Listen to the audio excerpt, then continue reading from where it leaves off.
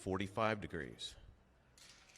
At 1 minute and 26 seconds, an electronic 1,000 call-out occurred from the Enhanced Ground Proximity Warning System, indicating that the airplane was 1,000 feet above the ground. At 1 minute and 12 seconds, the flight crew confirmed that the landing checklist was complete. At 1 minute and 3 seconds, an airport vehicle made a radio transmission to the tower, but that transmission was stepped on by another radio transmission, and the source of who 54 seconds, the flight crew acknowledged that the airplane was 500 feet above the ground and on a stable approach. At 40 seconds, the LaGuardia Tower asked which vehicle needed to cross a runway. At 28 seconds, Truck 1 made a radio transmission to the tower. At 26 seconds, the tower acknowledged that radio transmission. At 25 seconds, Truck 1 requested to cross runway 4 at taxiway Delta. At 20 seconds, the tower cleared Truck 1 and company to cross runway 4 at taxiway Delta. At 19 seconds, an electronic 100 Enhanced Ground Proximity Warning System call-out occurred.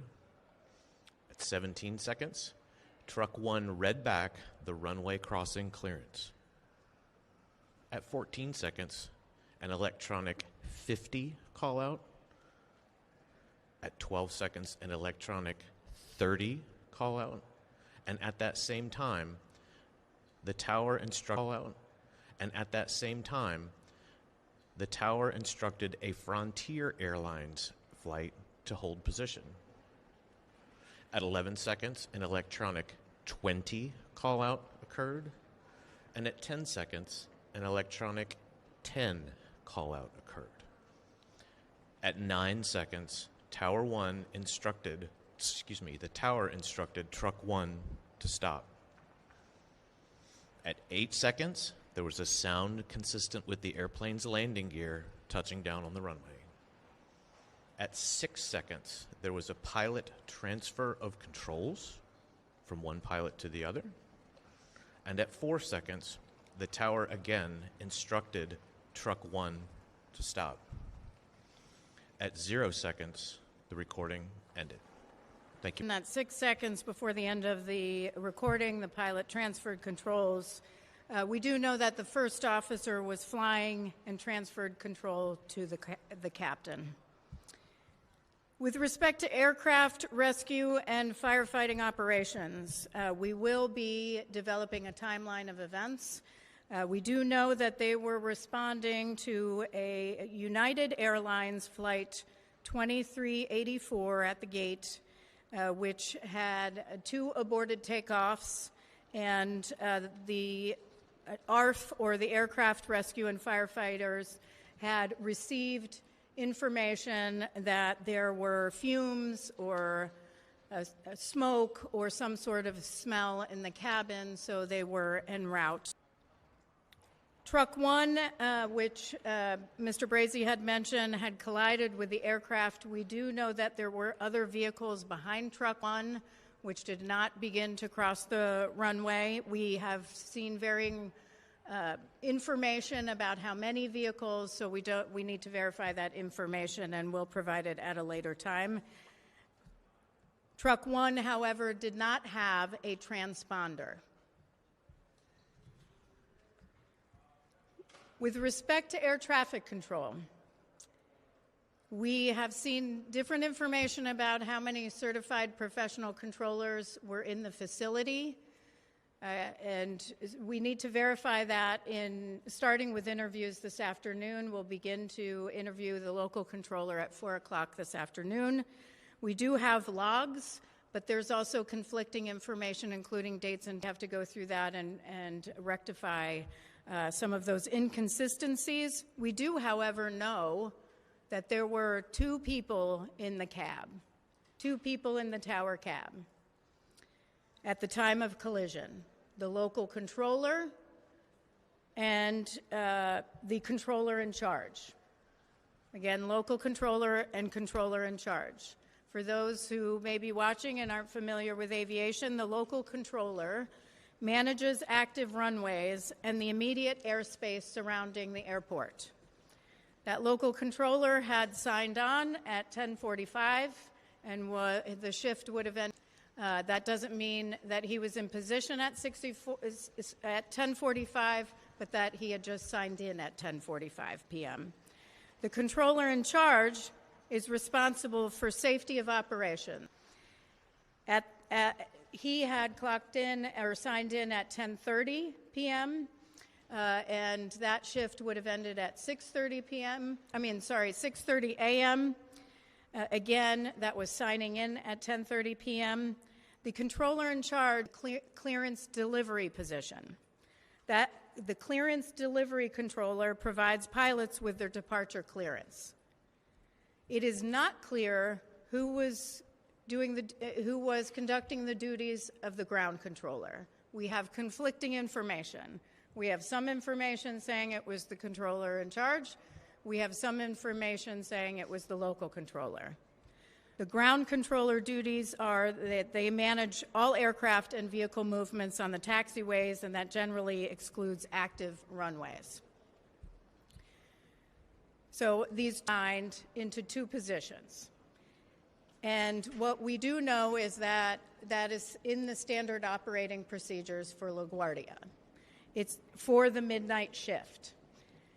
It's also common practice across the national airspace where you would have tower cab during the midnight shift. The midnight shift, as a reminder, is one that we have many times at the NTSB raised concerns about with respect to fatigue. Again, I do not know. I have no indication that was a factor here, but it is a shift that we have been focused on in past investigations. Now, we also know, as I had mentioned yesterday, that LaGuardia has ASDX. We also know, as I had mentioned yesterday, that LaGuardia has ASDX. ASDX is a runway safety system which allows air traffic controllers to track surface movement of aircraft and vehicles. Yesterday, I mentioned that we requested from FAA the ASD replay of the event. That is a replay of the display of information that would have been available. I asked the Tech Center for the analysis of ASD. Their analysis shows that the ASDX system did not alert. The analysis, and I'm going to quote the analysis here. I will repeat it a second time.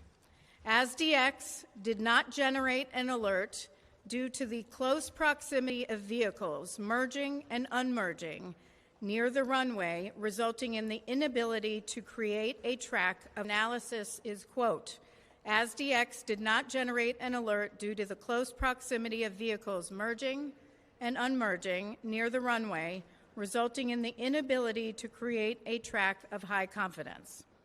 Now, I saw the replay, and there were two targets, so radar, because there's no transponder, you have radar. So two targets with radar returns on taxiway Delta. What it looks like on a replay are two blobs on taxiway Delta. We also don't see any of them go in front of the plane on the runway. We do also know from the replay that the runway, according to the replay, but we still have to verify that with tech ops from the FAA. Now, I do want to address one thing, which is reports of distraction. I have seen a number of reports from press about distraction, whether there was distraction among controllers. Look, I would caution pointing fingers at controllers and saying distraction was involved. This is a heavy workload environment. You had a United Airlines flight. We still have to determine what happened at shift change, which was around 10:30. We have to determine who else was in the tower and the facility and available at the time. We know that controller was still on duty for several minutes afterwards. Normally, they would be relieved. We have questions about that. Was anybody available to relieve that controller? We don't know that yet. We also have questions about what else was occurring, what other traffic they were dealing with at the time. So one thing I will close with before I take questions is we rarely, if ever, investigate a major accident where it was one failure. Our aviation system is incredibly safe because there are multiple layers of defense built in to prevent an accident. So when something goes wrong, that means many, many things went wrong. And so here, that's why we're here. We're here to prevent this from reoccurring, prevent this from happening again.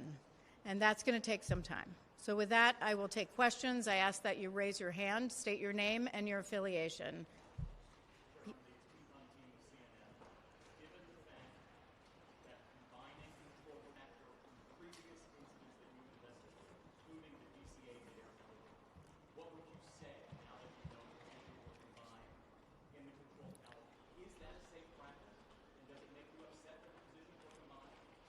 So there's a little bit, the question is on combining positions, because we saw the combining of positions in the mid-air collision that occurred near Ronald Reagan Washington National Airport about a year ago.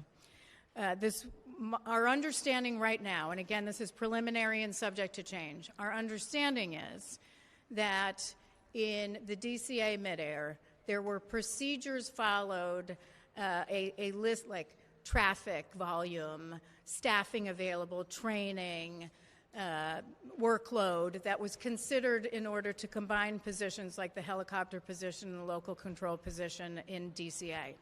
In this situation for the midnight shift, it is standard operating procedure that they only have two on duty, and those two perform the understanding right now. However, we're going to further dig into that as part of our investigation. Certainly, I can tell you that our air traffic control team, that this is a concern for them for years, that they have had this concern for quite a long time. I can understand it's a concern, especially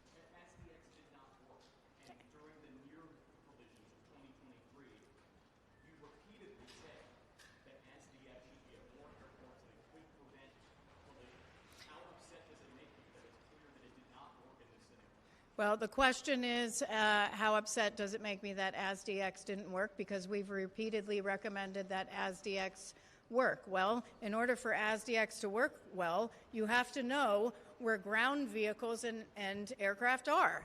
So in this case, that vehicle did not have a transponder. And it would have been helpful when you have a radar, radar target. It does not provide you with the information that you need like it would for an aircraft as a controller. Yes. Jackson Crosco with Global News Canada. Is there any indication from the voice or Canada all the fire or where they were going runway? Is there any indication from the CVR that the pilot runway?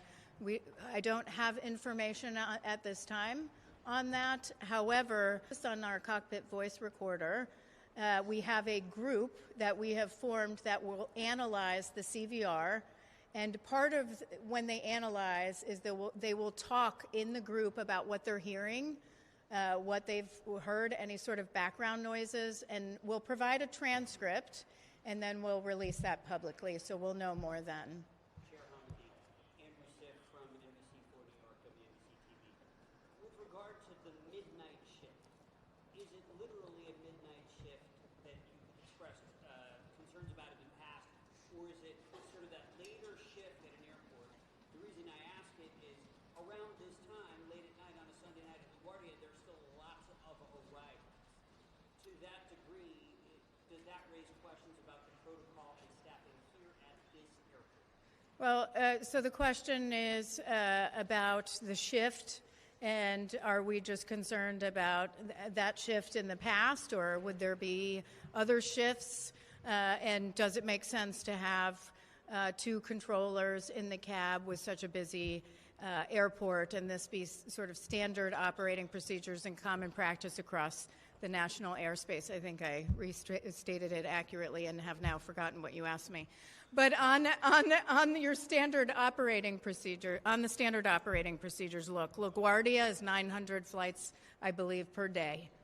That's pretty substantial. It's not the same as other airspace or other airports across the. Something we will look at as part of this investigation. How that would that make sense? You know, why would that make sense at LaGuardia? We will. That is part of our analysis. And what was the other one? Oh, on the mid-shift, we have identified the mid-shift concern in other investigations, largely due to fatigue, because it spans that time frame at your circadian low during your the day when you're most fatigued. Yes.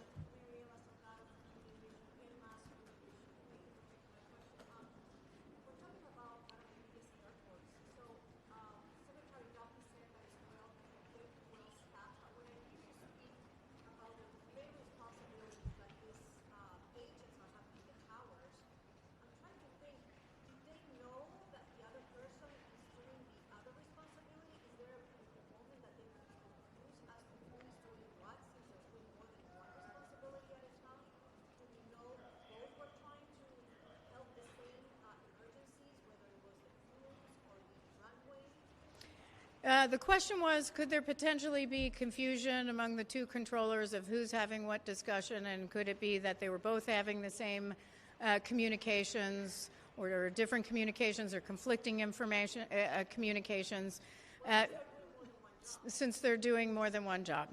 I can't answer that right now, because that's something we have to investigate as part of this accident scenario. Those are the exact types of questions that we'll ask controllers, both the two that were in the cab at the time and the other controllers that may have been on duty, either and include previously or after that. One thing I want to do is come asked about, which is controllers and the information they should have, and ASDX and our past recommendations. Controllers should have all the information and the tools to do their job. All the information they need. We've recommended ASDX, but you have to have information on the ground movements, or, you know, whether that's aircraft or vehicles moving on the airport, in taxiways, on runways. They should have all the information. This is 2026. Upgrading our air traffic control system. We have an old air traffic control system. This is why he talks about that. We need to upgrade, but we also need to improve safety across the air. It's not just air traffic control, it's safety all around. Yes? Chairperson, that shows a different news day. I'm wondering, is it common for ground vehicles to have responders? And second, what does it mean that a transmission was stepped on? Okay. With respect to transponders, the question is it common for ground vehicles to have transponders? I don't have the latest figures on that. I would suggest speaking with the Federal Aviation Administration on that, or you can contact Eric and we'll get back to you on numbers. Should they? That's something we'll determine as part of our investigation. I will tell you that not having a recommendation, yeah, they should. Even though we don't have a recommendation, air traffic controllers should know what's in, before them, whether it's on airport surface or in the airspace. They should have that information to ensure safety. Now, that's not an NTSB recommendation, so I want to be clear. But it could be. We don't know. And your other question on stepped on, the communication was stepped on, it means it may have been a mic key or some sort of interference or interruption of the transmission. Because somebody else on the other, why would that be significant? He was asking the question on what does stepped on mean with respect to communications. That would be significant because that would mean that somebody may not hear the other part of that communication. Yes, sir? No. Oh, go ahead. Does the data recorder give any indication that pilots made any attempt at evasive action? And you're probably asking about the flight data recorder. We don't have information, the download from the flight data recorder yet. That group, I believe, is getting together today to start going through the data. We do have good data, but they're going to start looking at it today, and we'll provide further information down the line. You and then you. Similar to that question, Dave Schwimmer, New York Times.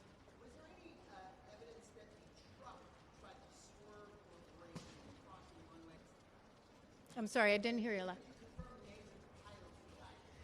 Can I confirm the names of the pilots who passed away? No, I would refer you to the New York City firm, any fatalities, injuries, or names. And your other question? With respect to the truck, did the truck turn and brake? I've probably seen the same CCTV video that you have. We have to do some further investigation on that, including interviews of both firefighters that were on board. And right here.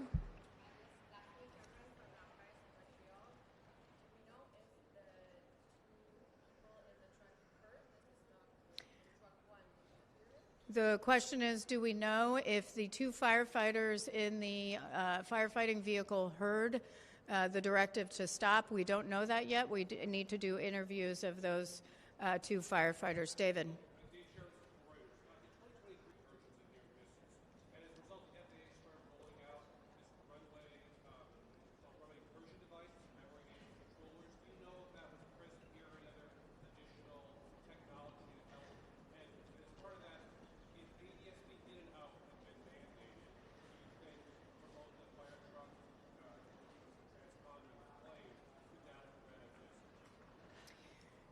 The first question on other technology that would have been available to alert to the controllers, I don't have that to provide at this time. Our investigators have to begin their analysis. Again, this is our first full day on scene, and we're not even through the day, but we will have more information on what types of technology might have been available to them.